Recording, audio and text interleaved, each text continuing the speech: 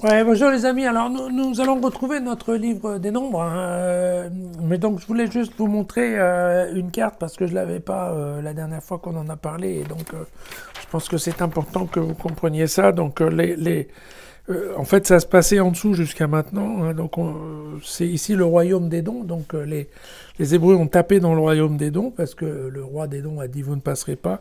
Et donc en fait ils vont le contourner par la droite et ils vont se retrouver. En fait ils vont longer ici, ils vont passer dans les tribus et ils vont se retrouver. Vous voyez, ça se passe ici en bas de la plaine de Moab. Donc c'est à peu près à ce niveau-là qu'il y a Jéricho et le fameux fleuve de Arnon qui va séparer en fait ces deux tribus. Et donc c'est toute l'action en fait, elle se passe maintenant dans cette zone-là. Et ce que nous allons lire aujourd'hui, c'est la suite de cette histoire entre Balak et Balaam. Je vous rappelle que Balak était le roi de Moab, qui était inquiet de voir arriver cette multitude d'Hébreux, et qui a décidé de faire appel au service d'un sorcier, on peut dire, qui s'appelle Balaam, de façon à ce qu'il vienne pour maudire en fait les Hébreux. Et il se dit que si que Balaam a une certaine réputation de devin, ou en tout cas de mage, on ne sait pas, et que si déjà il maudissait les Hébreux, alors à ce moment-là, il pourrait le gagner. Hein.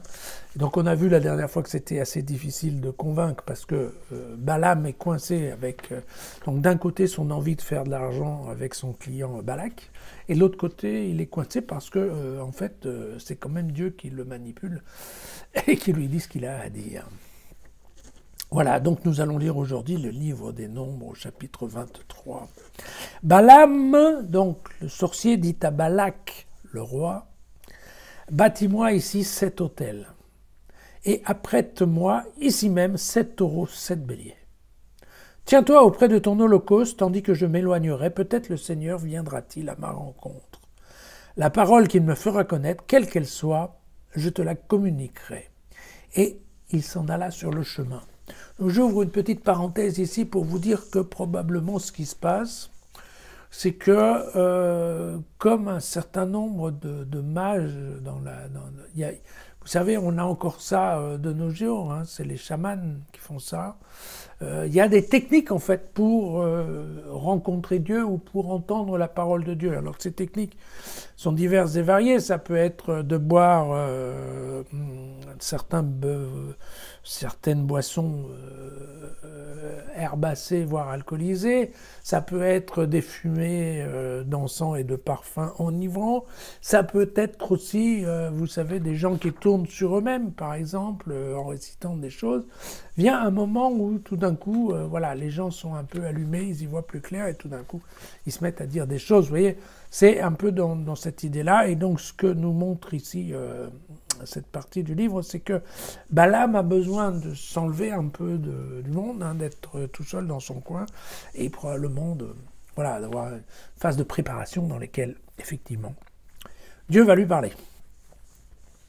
Et Balaam retourna auprès de Balak et le trouva debout près de son holocauste, ainsi que tous les dignitaires de Moab. Alors il prononça son incantation en ces termes. « Comment maudirais-je celui que Dieu n'a pas maudit? Comment vouerais-je à la réprobation celui que le Seigneur n'a pas réprouvé? Quand du sommet des rochers je le regarde, quand du haut des collines je l'observe, je vois un peuple qui demeure à l'écart et ne se range pas au nombre des nations. Qui pourrait compter la poussière de Jacob et le nombre des multitudes d'Israël? Que je meure moi-même de la mort des justes et que ma fin soit semblable à la sienne. » Alors, Balak dit à Balaam, mais que m'as-tu fait? Je t'ai amené pour maudire mes ennemis et voici que tu les couvres de bénédictions. Et Balaam répondit, mais ne dois-je pas, quand je parle, m'en tenir à ce que le Seigneur met dans ma bouche? Alors Balak reprit, mais viens donc, viens avec moi à un autre endroit d'où tu verras ce peuple. Tu n'en voyais qu'une partie, tu ne le voyais pas tout entier. Et de cet endroit, maudis-le pour moi. Alors il l'emmena à un poste d'observation au sommet de la Pisgah, bâtit 7 autels et offrit un taureau et un bélier sur chaque autel. Et Balaam revint auprès de Balak et le trouva debout près de son holocauste avec les dignitaires de Moab. Alors Balak lui demanda, « Alors, que dit le Seigneur ?»« Lève-toi, Balak. Écoute, prête-moi l'oreille, fils de Ksipor. Dieu n'est pas un homme pour mentir, ni un fils d'Adam pour se rétracter. Parle-t-il pour ne pas agir? Dit-il une parole pour ne pas l'exécuter? J'ai assumé la charge de bénir, car il a béni, et je ne me reprendrai pas. On n'observe pas de calamité en Jacob, on ne voit pas de souffrance en Israël. Le Seigneur, son Dieu, est avec lui. Chez lui résonne l'acclamation royale. Dieu l'a fait sortir d'Égypte. Il possède la force du buffle. Il n'y a pas d'augure en Jacob, ni de divination en Israël.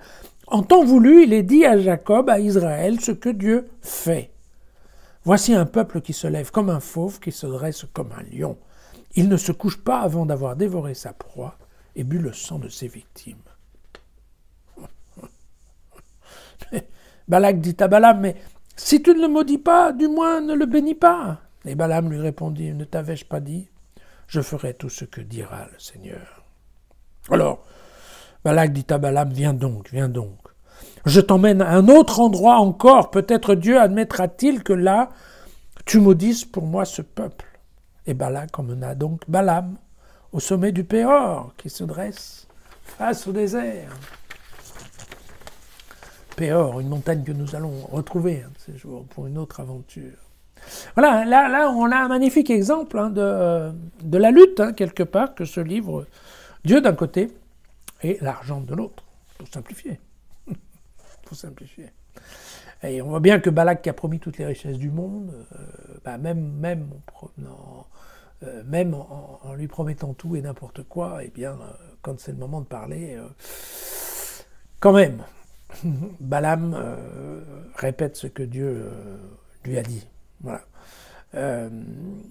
Alors c'est amusant parce qu'on voit que il y a plusieurs sommets, comme si on monte chaque fois pour que ça soit plus haut, pour mieux voir. Alors en fait, dans la réalité des choses, c'est pas bien comme ça, parce qu'il semble que quand on regarde dans le détail géographique, en fait, on s'éloigne. Alors peut-être qu'en s'éloignant, on voit mieux, mais enfin ça, c'est plutôt une spécificité qui n'existe pas trop de nos jours.